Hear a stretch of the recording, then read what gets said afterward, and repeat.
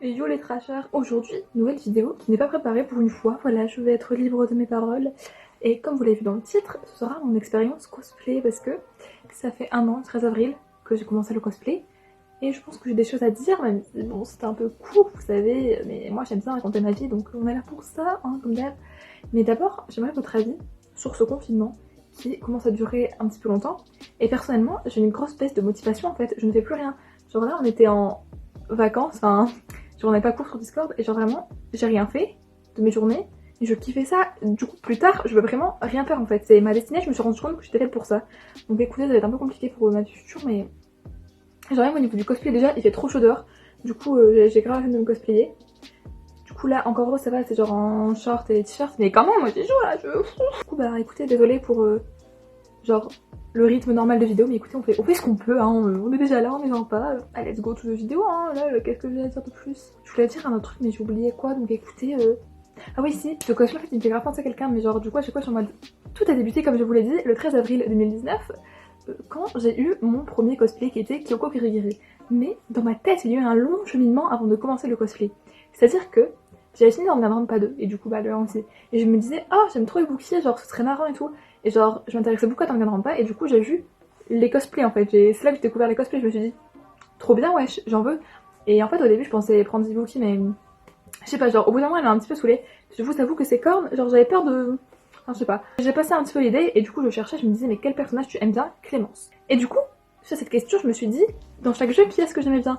Et en fait, genre dans le 2, bon je mets déjà bien Yoko mais genre c'était un peu compliqué pour moi, genre le kimono et tout, je me disais pour un premier cosplay c'est... Du coup, dans le 1 je me suis dit, Kyoko, Kirigiri, The Sang of the Vein. Et là, révélation. Du coup, j'en ai déjà un petit peu parlé à ma mère, genre pour le cosplay de Ibuki. Genre sans plus, tu vois, genre j'avais juste dit que j'aimais bien le personnage et que j'avais découvert le cosplay, enfin, truc tout bête. Et j'avais demandé pour mon anniversaire, du coup, Kyoko Kirigiri, et je l'ai eu. Mais à la base, ma mère, elle était moyennement chaude et elle était surtout pas chaude, genre pour que j'en rachète après. Conclusion, maintenant j'en ai tout plein. Pardon, maman. Ça ne m'a pas empêché, hein, évidemment, d'acheter plein de cosplays, vous vous en doutez.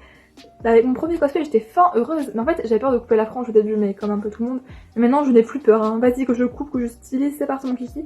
Mais écoutez, c'est moi que ça avait peur en fait, parce que tu dis, est-ce que je vais couper trop court ou pas? Mais bon, au final, ça a été. Hein, mais la première fois que je l'avais cosplay, du coup, j'ai mis sur TikTok aussi. Bah genre j'avais la frange hyper longue et du coup, enfin, j'essayais de trouver des machins. Je n'étais pas au courant qu'il fallait couper en fait. Du coup, je vous le dis, si vous commencez, il faut couper les franges. Ensuite, ma première convention était les Geek Days de Lille 2019, du coup, de printemps. Et j'y suis allée en kirigiri parce que c'était mon seul cosplay à cette époque. Et j'étais très heureuse en fait. Genre j'avais grave chaud parce que j'avais la veste et tout et j'ai gardé la veste toute la journée. Enfin, j'étais au bout de ma vie. Voilà. Mais écoutez, c'était grave bien. J'y suis allée avec un peu du théâtre. Qui était un peu chiant. Genre c'est-à-dire qu'il a forcé pour avoir des dédicaces de Sylvano et Farod. Parce que genre il en voulait pour sa petite sœur. Du coup j'ai une dédicace de Sylvano et Farod. Attendez. Voilà, hein, finalement. Oula, c'est un l'envers. Voilà, finalement les 100. Parce que quitte à faire la queue pendant une heure, autant que je ramène un petit truc, vous savez. Et du coup, bah genre j'avais trop kiffé la convention, vraiment genre c'était trop bien. Il y avait des gens qui me demandaient des photos et j'étais là en mode oui. Hein. Et oui, j'y suis allée pour ma frange forcément parce que sinon ça aurait été un peu compliqué.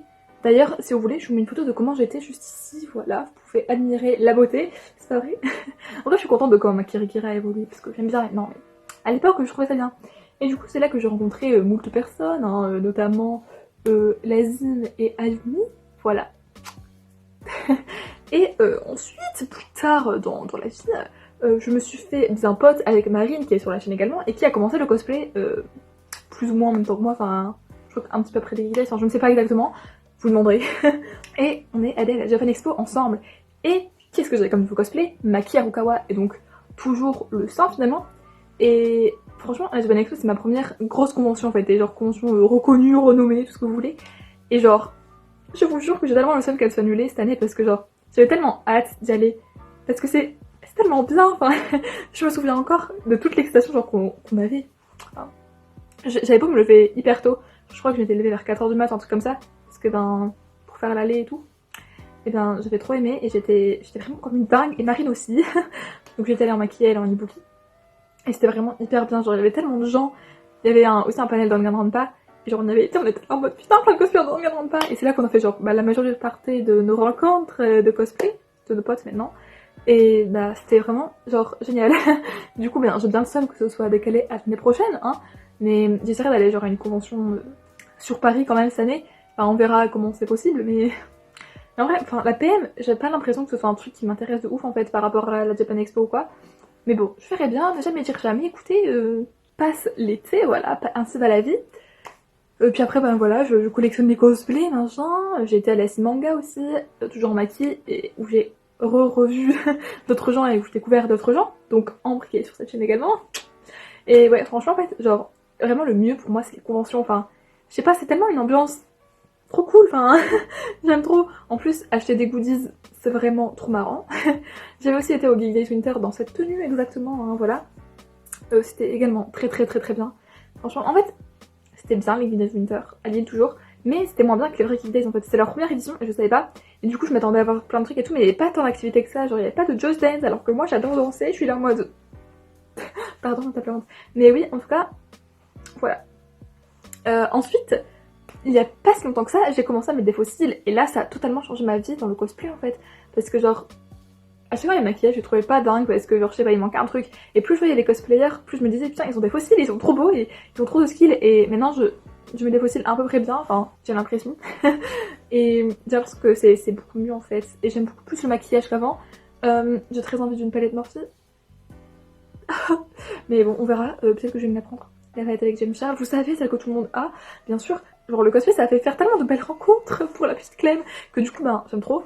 Et franchement là avec le confinement et le coronavirus, bah c'est un peu compliqué de comment dire acheter des cosplays, du coup j'en ai plein en retard que je vais acheter bah, pendant ces mois-là. Hein, donc écoutez, je vais penser une grosse commande d'un coup je pense. Hein.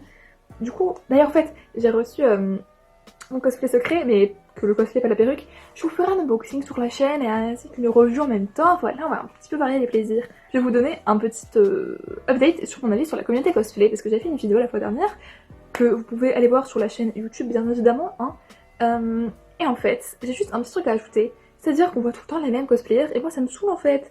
Genre, c'est le moment où jamais de donner la force aux petits cosplayers qui sont absolument méga beaux et qu'on met pas assez en avant, alors que genre ceux qu'on voit tout le temps, et même s'ils sont BG, bah tu vois, il y en a d'autres qu'on veut voir en fait. Et moi ça me saoule de ouf qu'on voit tout le temps les mêmes. Enfin je sais pas, écoutez, parce qu'en fait on les connaît, on sait qu'ils sont BG. Et on voit leurs publications parce qu'on est déjà abonnés. Alors que des gens qui ont moins d'abonnés, genre 200, 300, et qui font des cosplays trop bien, bah eux on les met pas en avant. Du coup bah moi ça me saoule, voilà, je vous le dis.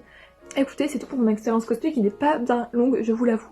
Parce que bah en même temps, en seulement un an, il n'y a pas des masses de trucs à dire, mais je suis quand même fort heureuse de tout ce que ça m'a apporté. C'est beau quand même, petit mot émouvant.